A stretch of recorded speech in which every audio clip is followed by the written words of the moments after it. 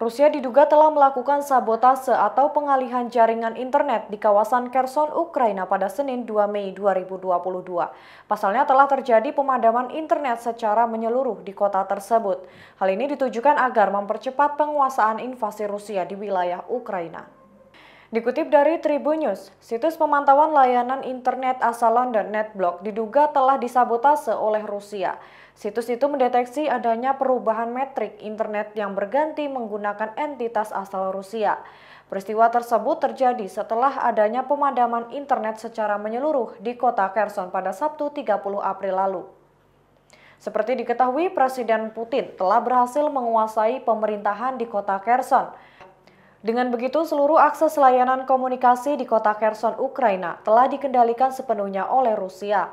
Hal ini dilakukan Rusia untuk mempercepat pergerakannya di wilayah tersebut, sehingga Rusia bisa menggunakan pengaruh politik dan ekonomi untuk menjalankan sistem pemerintahan Rusia di kota itu dalam jangka waktu yang panjang. Seperti diberitakan sebelumnya, Rusia bahkan telah mengubah pembayaran di kota Kherson dengan menggunakan rubel. Mengetahui hal tersebut, Presiden Zelensky tak mau tinggal diam.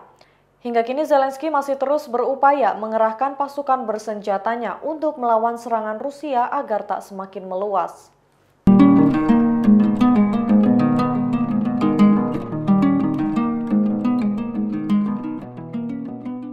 Rusia menemukan ruang penyiksaan di dekat kota Kherson yang diyakini digunakan oleh militer Ukraina. Tempat tersebut dikabarkan menjadi lokasi militer Ukraina membantai pasukan Rusia. Dikutip dari tribunnews.com pada Rabu 4 Mei 2022, tempat penyiksaan itu berada di desa Zelenovka. Lokasi tersebut sekitar 7 km timur laut kota Kherson.